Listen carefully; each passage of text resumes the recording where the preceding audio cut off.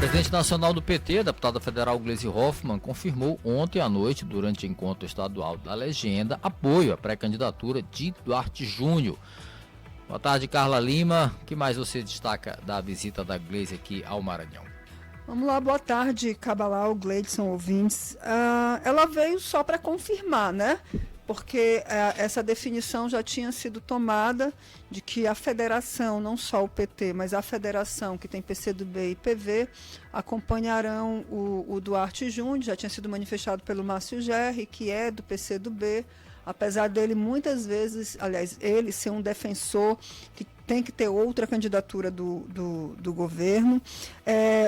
O Adriano Sarney, que é presidente da MOB, também já tinha se manifestado na época que Carlos Brandão definiu pelo apoio ao Duarte Júnior, e o PT já tinha definido no fim do ano passado, chegou até ser marcado o encontro municipal para que isso fosse declarado, mas foi suspenso na época, adiado e não voltou a ter. Teve agora, mas esse foi o estadual.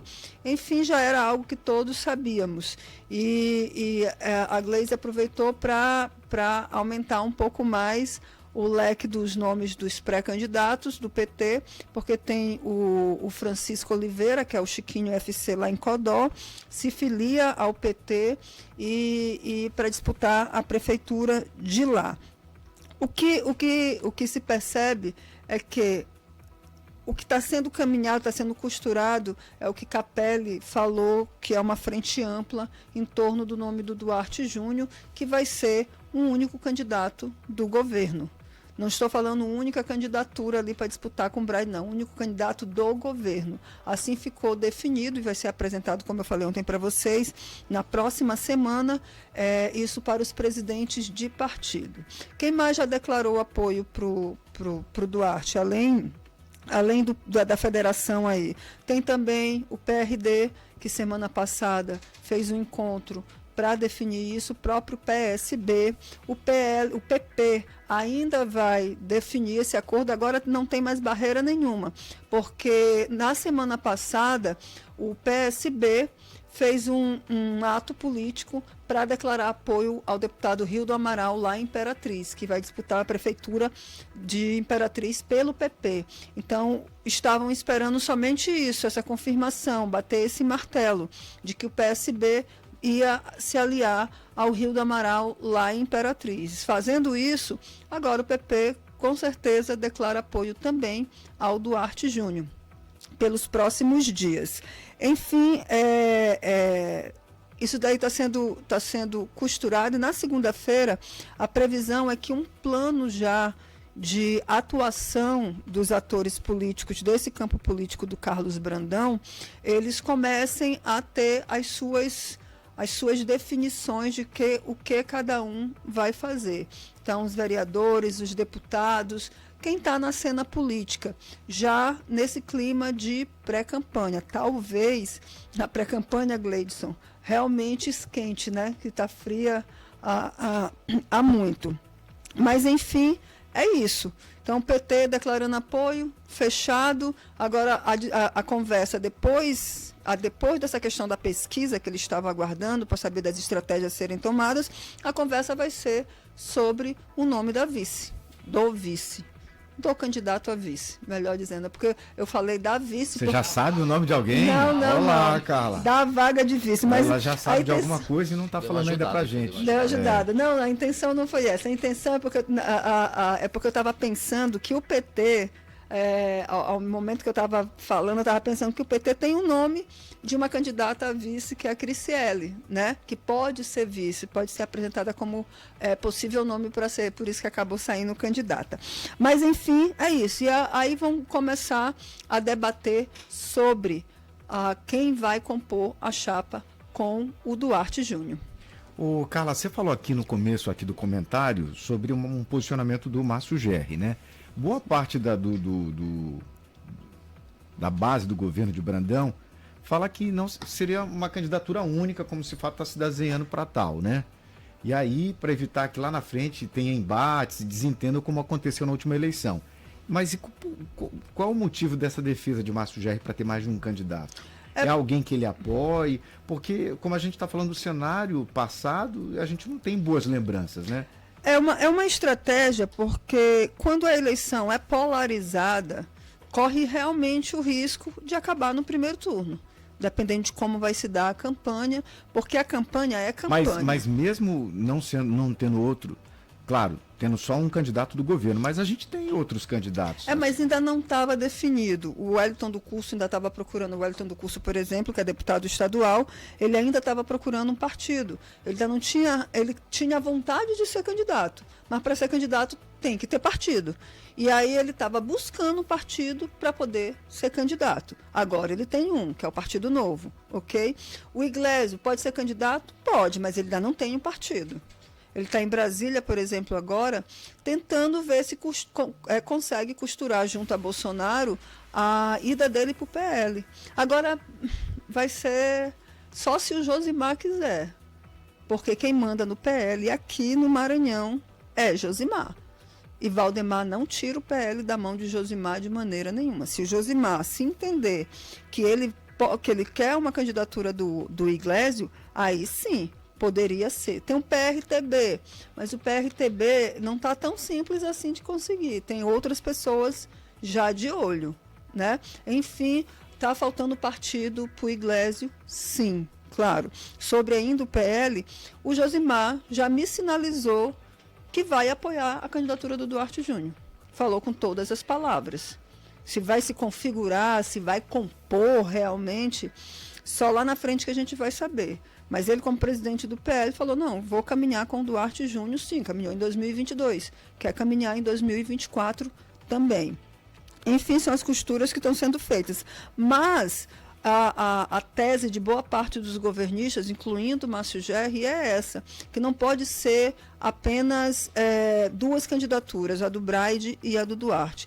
É preciso ter outras para que os percentuais aí, um com 10%, outro com 15%, para poder levar a eleição para o segundo turno. Só que o governo não quer repetir a estratégia de 2020. E a pesquisa aponta isso, segundo as fontes que eu ouvi, que é preciso ter mais de 2 candidatos, mas que não sejam governistas. Pelo simples fato, a gente não precisa ter um estudo sobre isso, gente. Braide está em primeiro nas pesquisas, ok? Em segundo, quem está? Duarte. Quem vier em terceiro, ele não vai atingir Braide na campanha. Ele vai atingir Duarte, porque só tem uma vaga para o segundo turno, em tese. Estou falando aqui em tese. Se de repente, na hora da campanha, a eleição, as pesquisas mostrarem que Duarte está na frente, aí sim o alvo vai ser Braide. Mas enquanto Duarte estiver em segundo, aí ele vai ser sempre alvo. Aconteceu em 2020. Era Neto contra Duarte, Duarte contra Neto, Rubem Júnior contra Duarte, Duarte contra Rubem Júnior, aí Bira do Pindaré contra Duarte, Duarte contra Bira do Pindaré, porque só tinha uma vaga. E acabou dando a confusão que deu, e não foi pouco, e que resultou na base de Flávio Dino, até então, rachada. E o apoio de Everton, de Otelino Neto, apoio de quem mais? De Neto Evangelista, tudo para Braide no segundo turno. Agora, Carla, fala-se também de uma suposta estratégia, vou botar esse suposto aí, de uma terceira candidatura, mas que ela surja com o objetivo de atacar o Braide. Isso é possível? Isso de alguma forma, ainda que essa candidatura aí apareça, uma terceira, atacando o Braide, beneficia de fato o segundo colocado, ou acaba de alguma forma também beneficiando o próprio Braide, que está em primeiro? Cabalau, existe um sentimento sempre do eleitorado, em toda a campanha que a gente vê, daquele estilo, esse candidato aí bate muito no outro. Mais ou menos, a gente ouve isso sempre. Eu já acompanhei várias e várias eleições municipais e estaduais, e a gente sempre ouve muito isso.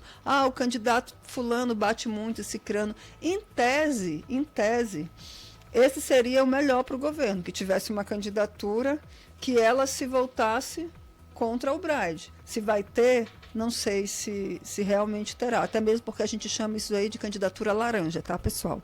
É nesse estilo que a gente chama. Quem iria ser esse laranja? Em 2012, falou-se muito que o Edinaldo Neves foi o laranja do Edivaldo Júnior, naquela disputa contra o Castelo, porque ele entrou exclusivamente para atacar o Castelo. Pra gente reforçar isso que o cara tá falando, é só lembrar do padre lá. Do padre Quevedo. Não é Quevedo. É, isso. Eu sei o que é. Essa figura que apareceu aos 45 do segundo tempo e meu amigo. E aí a gente viu pelo próprio debate que os marqueteiros do presidente Jair Bolsonaro, então o presidente Jair Bolsonaro ia lá conversar com ele, tudo. Era uma candidatura nitidamente laranja. Se o governo vai conseguir, não sei, mas que seria uma estratégia repetida de 2012 e que deu certo. Deu certo assim, em 2012 que eu estou falando. Não sei se daria certo agora. Mas uma segunda candidatura governista abriria aí, tiraria partidos do Duarte, tudo. Não sei se seria interessante. Como eu disse para vocês, a pesquisa aponta que precisa de ter mais de 2 candidaturas, mas não necessariamente candidatura do governo, né? Gleidson, para encerrar contigo. Vamos lá. O prefeito Eduardo Braide fez ontem mais modificações em sua equipe de governo. A previsão... Tem um limite para essas mudanças, né? Não, tem.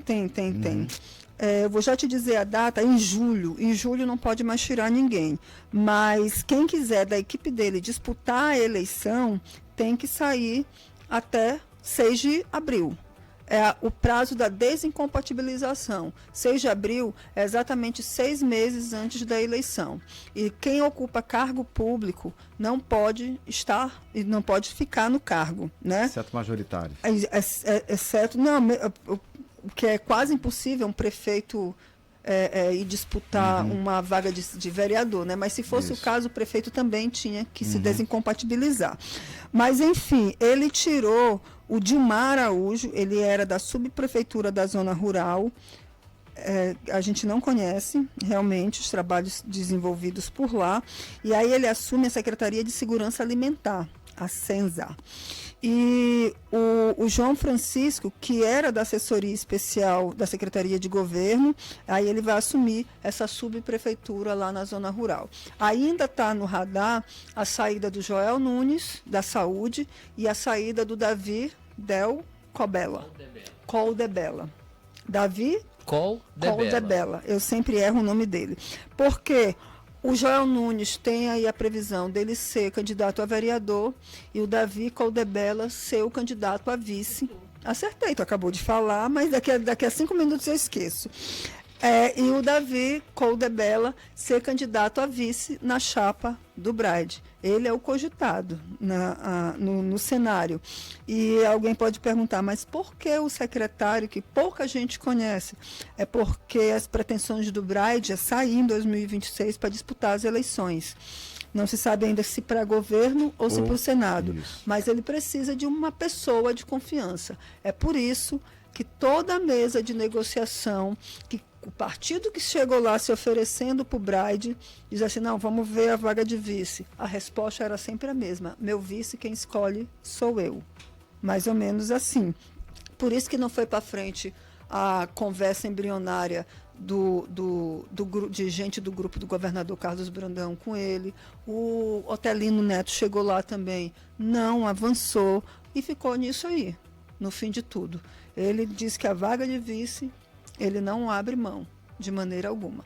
Claro, suas pretensões de 2022. E falar em Otelino, aquela conversa da possibilidade do Edivaldo ir para o Solidariedade, ela é fato, eles já conversaram a respeito. Não sei se vai avançar mesmo essa ida do Edivaldo. Ele ficou um pouco mais distante nos últimos tempos, não sei se ele vai voltar a esse ritmo para ser candidato. Mas o Otelino disse hoje para mim em entrevista que que a irmã dele, que é a presidente do Solidariedade, diz que a irmã falou para ele que existe uma determinação da direção nacional do Solidariedade para que o partido tenha candidato a prefeito em todas as capitais. Então, eles devem ter buscado, sim, o Edivaldo para isso.